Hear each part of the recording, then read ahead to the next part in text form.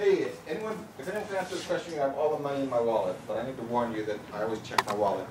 I have no money in it. Except tonight I didn't, so I might have to have some money in there. But I hope don't. So who can tell me why roses, what ingredient is in a rose that is in alfalfa mill that roses love? Ingredient. Last second, time's up. I got to limit my losses here, you know. No, I don't, anyone wouldn't know. It's tricontinol, which is a bioenzyme. But roses, if anyone says, oftentimes people say roses love alfalfa mill. And it's because of tricontinol, which is a bioenzyme, which is an organic thing, which is why you just add organic, because organic has all of these bioenzymes and nutrients and enzymes and vitamins that plants respond to and that build up the soil and make healthy soil. Okay, so pruning, we're going to talk about pruning. How should you prune? How do you know what to prune? It's really simple, and I'm terrible at pruning. Because I'm the worst pruner. If you come to my house, I'm embarrassed how bad my trees are. But when you have 80 trees and you only have 8 hours a day to work on it, or 8 hours a week to work on it. But basically, two things to worry about pruning. You cut out crossing branches, diseased or dead branches, and just enough branches so that light can get into the center of the tree. Basically, that's what you want. And there's difference for different trees, but basically, if you cut out crossing and diseased and dead, and then excessive branching, if there is excessive branching, then that's how you prune. So light can get to the center of the Basically, tree. you want light to be able to get to all parts of the tree. You don't want it to be too dense, so that light can't penetrate. Do you cut straight across or at an angle? You want to find the bud that's coming out, and then just cut like depends on how the branch is going. But basically, straight after a bud, but not too close to a bud, probably 1/8 of an inch above a bud. And also look at where you want that bud to grow. Do you want the bud to grow out or in? You know, and so find the bud that is in the direction you want it to grow, and then cut just above that. It's easy, sounds easier. Yeah, it does sound easy. And you know, it's important to because I have so many trees, especially on my side yard. You have to control the height. And so that's why Dave Wilson, who's they do grow a lot of fruit trees. Anyway, I'll say this is a great chart. But Dave Wilson, he recommends what they call summer pruning. And so basically, you plant a tree and you decide how big you want it to get, and you don't let it get any bigger than that. And that's very hard for me to do because I think pruning this tree. But no, you got to just prune it and keep it that size. And it will actually produce a lot of fruit because the smaller the tree is, the root system is still growing out to support a big tree. And so it's pushing a lot of energy into that tree, and you get a good amount of fruit out of it. And that way you can have a lot of trees in a small space because you just control the size. I mean, you don't have to, a tree does not, like my plum tree, which gets 20, 30 feet high. I mean, I could keep that thing at 6, 8 feet if I wanted to. And ideally with this, what you do is when you get a tree, you cut it off at about the knee, which is very tough to do. But you cut it off at the knee, at about your knee height, and then you just let it branch out, and then you decide how big you want it to get, and then you just cut everything that gets past that point.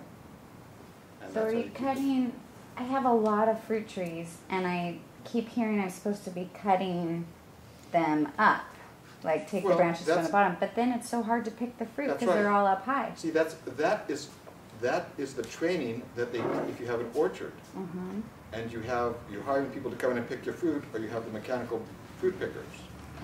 But that is not for the backyard person. It's not. Yeah. So you want the thing low, and when you buy a 6-foot tree, and you're thinking, wow, I just spent $25 for this tree, and this guy told me to cut it off at the knees. Yeah.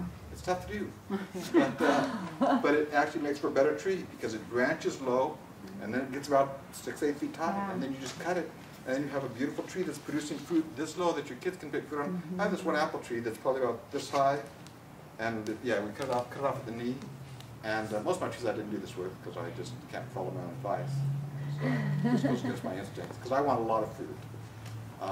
And bigger trees do produce more fruit, but the small ones will produce a lot of fruit too. And there's probably 40, 50 apples that are growing on it right now, And I'll have to do some thinning later on, but. And it was bare root that when you buy. Oh, it doesn't matter. Okay. If it's bare root or not, because bare root season's virtually over. But yeah.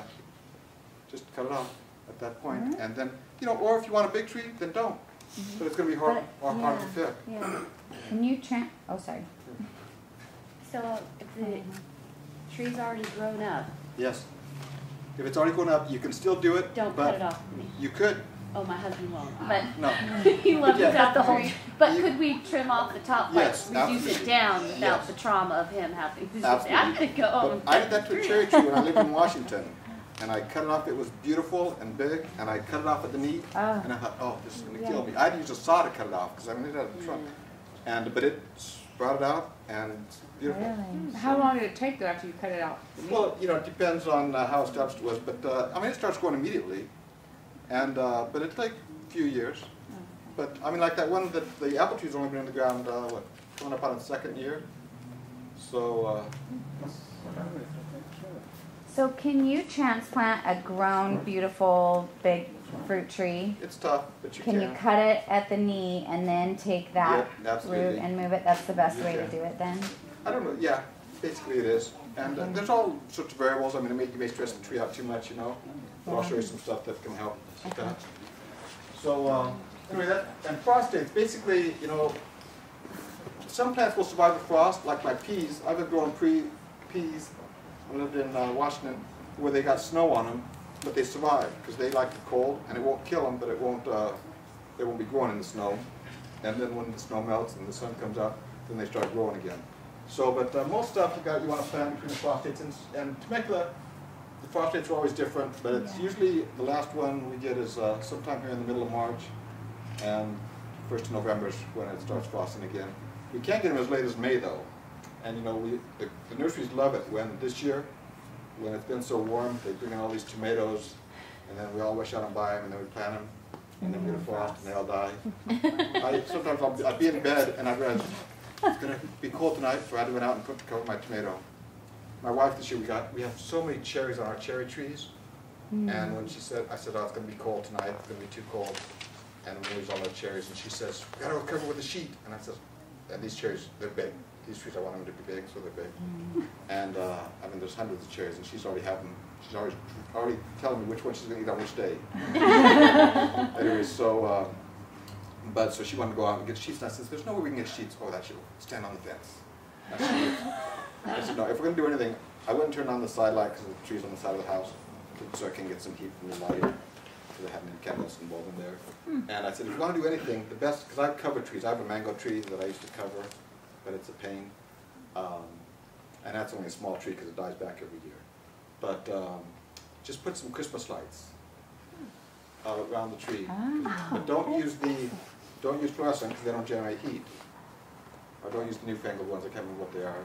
LED. LED? LEDs, yeah. Don't use LEDs because they don't give off any heat. So So use you've the got to use older one. the incandescent, I think, are the ones that give off heat. Wrap them in through the branch, Yeah, just as high as you can get. Yeah, just try. And they'll give off heat, you know. just turn on the Yeah. electric blanket. And you know, here we don't have to use it that much unless you grow some stuff like I grow, which, but I still never, if my trees don't survive, they don't survive. So your neighbors figure you celebrate the frost. No, I do not put lights up because if they don't survive, they don't survive. I don't have that much time. So, but you can do. If you care about your tree more than you care about than I do. So, are you able to grow subtropical or tropical fruit here? Well, you can marginally. For example, avocados are marginal here depending on where you live. You need more frost-hardy ones. But I have 4 avocados, and 3 of them are doing good. I live up on a little bit up on the hill, so we get more of a breeze than we do in the valley. Because if you live in the valley, it's colder because the cold settles down here. But still, I have a lot of people who grow avocados out here. I have people who grow avocados out in wine country, and they get lots of avocados. I have guavas. I have mango. So you can grow. I have sapote. Figs? Oh yeah, figs are great.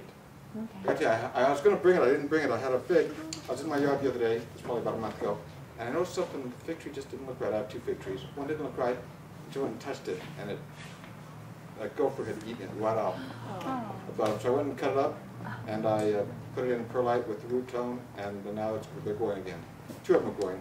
The rest haven't started yet. But now I'll have a bunch of fig trees. So if a gopher takes your tree out, it's not dead. Just cut it up in pieces, get some root tone, put it on it, and put them in perlite, and put it on a heat mat, and keep it moist. Cool. Actually, so what you do in that case though is you take like a bowl and fill it with water, and then the water just evaporates up into the thing. Anyway, so question? One more question? I do actually about trees. So we've got 2 peach trees and a fig. are we gonna be like hating life later because they might be too close? Is there any science? Well, I have a spatial? customer in Hemet that has a fig tree that's probably 40 feet high and 30 feet wide. Wow. So They Okay. may have. I mean, it's taken 20 years to get there, you know. Yeah. But, you might, but then just prune them. Pruned, no, cut it at the D. Cut it. Hang on. Play a football. Okay, chop block. Okay. Okay, we talked about so anyway, plant. You know, so if you try and push the growing season like I do, and we have a phenomenal growing season here. I mean, then just be prepared to lose some stuff, especially your vegetables and that kind of thing, because it says on the sheet things. Basically, you know, our favorite things to grow like heat, like peppers and tomatoes. They really like the heat, and peas and things that grow on the ground you can do in cooler weather.